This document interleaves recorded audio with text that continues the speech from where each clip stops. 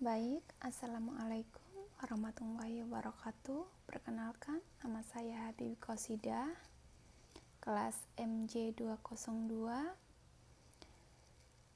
Tugas 1, tugas terstruktur statistik ekonomi dan bisnis, program studi manajemen PJJ S1. Ranah topik ilmu ekonomi, kode mata kuliah 200102211. Tugas sumari dan contoh soal semester 2. Beban SKS 3. Dosen pengampu, koordinator dan tutor Ibu Anggoro Wilis SEMM. Jenis tugas individu.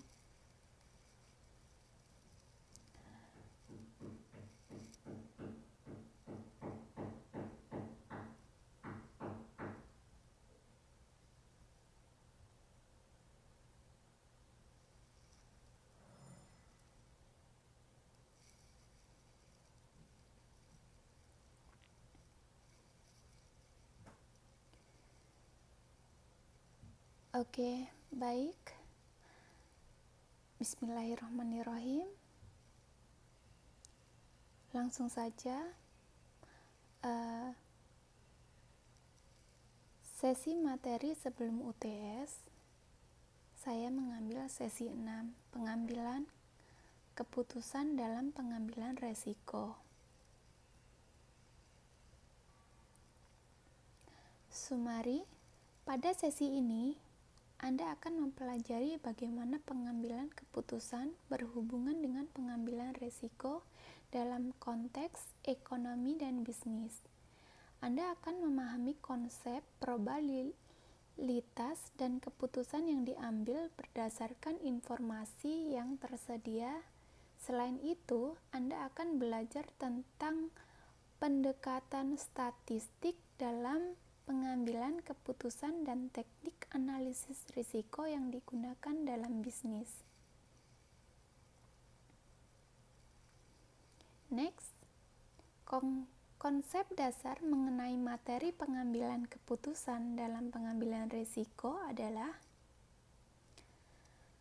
pengambilan keputusan dalam pengambilan risiko adalah suatu proses di mana individu atau organisasi mempertimbangkan dan memilih tindakan yang akan dimulai dalam situasi di mana ada ketidakpastian atau risiko yang terlibat. Konsep dasar dalam pengambilan keputusan ini melibatkan analisis, evaluasi, dan penilaian terhadap risiko yang ada, serta penentuan strategi terbaik untuk mengelola risiko tersebut. Berikut adalah beberapa konsep dasar yang terkait dengan pengambilan keputusan dalam pengambilan risiko. Identifikasi risiko adalah proses pengambilan keputusan dimulai dengan mengidentifikasi risiko-risiko potensial yang ada. Risiko ini dapat berasal dari berbagai sumber seperti lingkungan, eksternal, operasional, keuangan, atau faktor manusia. Identifikasi risiko ini penting untuk memahami dan mengkaji kemungkinan konsekuensi yang mungkin terjadi. Lalu, analisis risiko. Setelah risiko diidentifikasi, langkah selanjutnya adalah menganalisis dan mengevaluasi risiko tersebut. Analisis risiko melibatkan penilaian terhadap probabilitas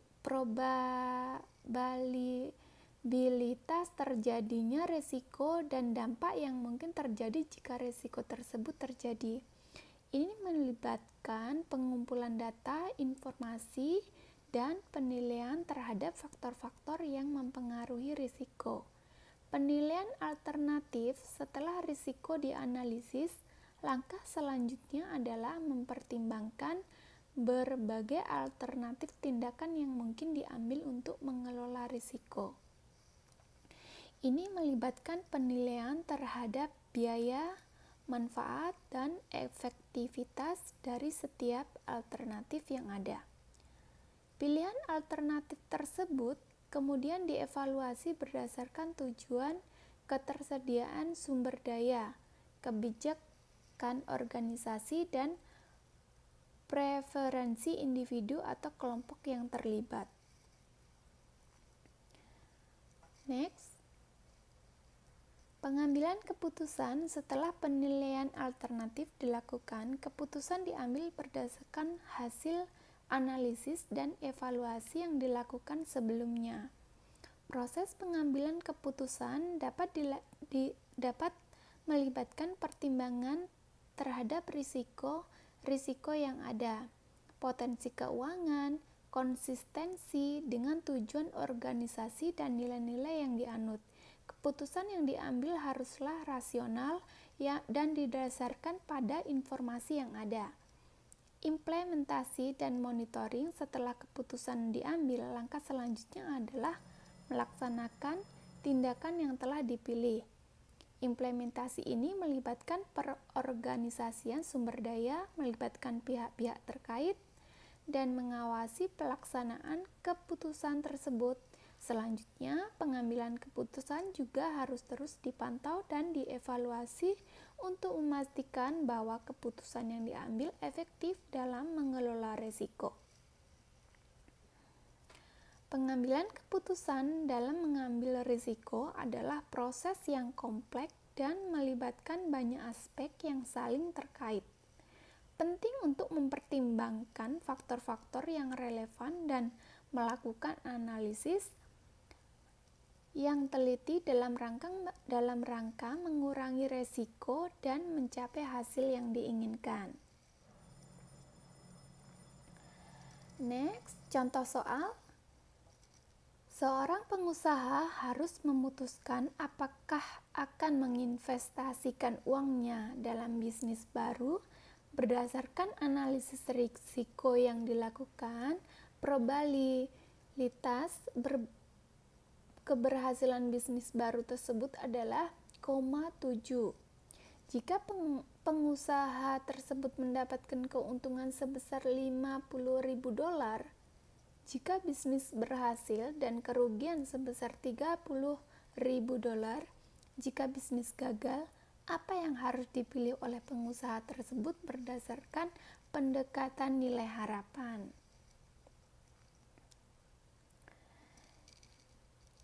Jawabannya ada 3. Nomor 1, menginvestasikan uangnya dalam bisnis baru. Yang kedua, bisnis menginvestasikan uangnya dalam bisnis baru. 3. Pengusaha dapat memilih berdasarkan preferensi pribadi. Baik, sekarang kita akan mencari jawabannya. Dalam pendekatan nilai harapan, pengusaha akan memilih tindakan yang memiliki nilai harapan (expect value) tertinggi. Nilai harapan dihitung dengan mengalihkan nilai setiap hasil dengan probabilitasnya dan menjumlahkannya. Dalam kasus ini terdapat 2 hasil yang mungkin, keuntungan sebesar $50 jika bisnis berhasil dan kerugian sebesar $30 jika bisnis gagal. Probabilitas keberhasilan bisnis adalah 0,7. Lalu untuk menghitung nilai harapan, kita dapat menggunakan rumus berikut.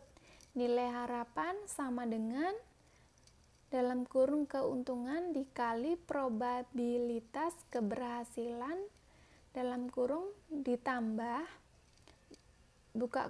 kerugian dikali probabilitas gagal . Dalam hal ini keuntungan adalah $50.000, probabilitas keberhasilan adalah 0,7, kerugian adalah $30.000. dinyatakan negatif ya, karena merupakan kerugian. Dan probabilitas gagal adalah 1 minus probabilitas keberhasilan. Dalam hal ini adalah 1 dikurangi 0,7 sama dengan 0,3. Mari kita hitung nilai harapan. Nilai harapan sama dengan $50.000 dikali 0,7 tutup kurung ditambah min $30.000 dikali 0,3 sama dengan $35.000 dikurangi $9.000 sama dengan $26.000.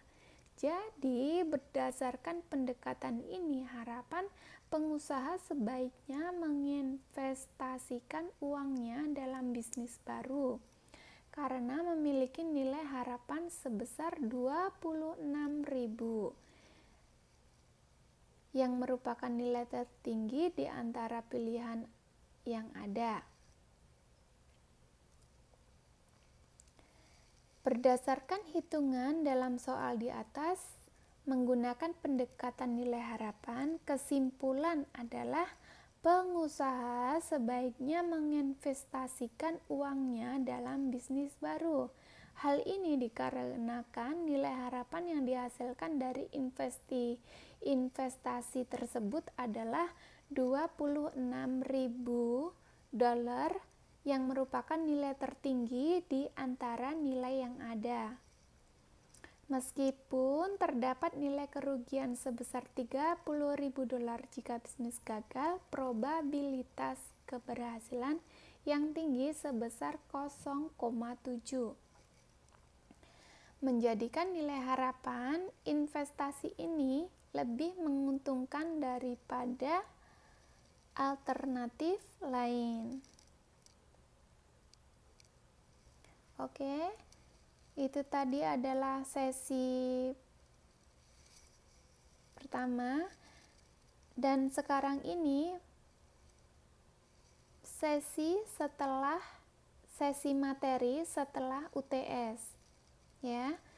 Saya ambil sesi 10 regresi linier. Sumari, pada sesi ini Anda akan mempelajari konsep dasar regresi linier dalam statistika ekonomi dan bisnis. Anda akan memahami bagaimana variabel dependen dan variabel independen berhubungan satu sama lain melalui model regresi linier.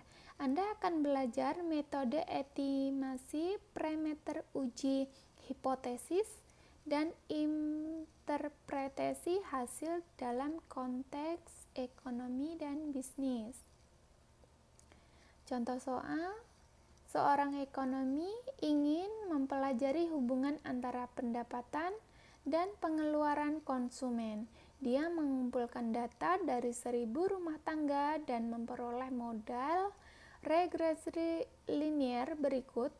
Pengeluaran sama dengan 1.000 ditambah 0,8 dikali pendapatan. Berdasarkan model ini, jika pendapatan rumah tangga meningkat sebesar $1.000, berapa kenaikan yang diharapkan dalam pengeluaran konsumen? Oke. Next, berdasarkan model regresi linier yang diberikan, hubungan antara pengeluaran konsumen dalam kurung Y ya ditandai Y dengan pendapatan ditandai X adalah sebagai berikut. Pengeluaran sama dengan 1.000 ditambah 0,8 dikali pendapatan. Dalam model ini koefisien regresi linier yang terkait dengan variabel pendapatan adalah 0,8. Artinya, setiap peningkatan sebesar $1.000 dalam pendapatan rumah tangga diharapkan ada kenaikan sebesar $0,8. Dalam pengeluaran konsumen, Dalam kasus ini, pendapatan rumah tangga meningkat sebesar $1.000. Oleh karena itu, kenaikan yang diharapkan dalam pengeluaran konsumen dapat dihitung dengan mengalihkan peningkatan pendapatan dengan koefisien regresi linier dibagi kenaikan pengeluaran. Sama dengan 0,8 dikali $1.000 sama dengan $800. Jadi, jika pendapatan rumah tangga meningkat sebesar $1.000, diharapkan ada kenaikan sebesar $800 dalam pengeluaran konsumen. Next, berdasarkan hitungan dalam soal ini, kesimpulannya adalah jika pendapatan rumah tangga meningkat sebesar $1.000, diharapkan ada kenaikan sebesar $800 dalam pengeluaran konsumen. Hal ini didasarkan pada model regresi linier yang berhubungan pendapatan dengan pengeluaran konsumen dengan koefisien regresi linier sebesar 0,8. Dengan demikian, terdapat hubungan positif antara pendapatan dan pengeluaran konsumen, dan meningkatkan pendapatan akan cenderung meningkatkan pengeluaran konsumen. Baiklah, terima kasih atas menyaksikan presentasi kali ini dan selesai sudah. Terima kasih banyak. Apabila ada yang salah, mohon maaf yang besar-besarnya. Diakhiri, wal taufiq wal hidayah. Wassalamualaikum warahmatullahi wabarakatuh. Terima kasih.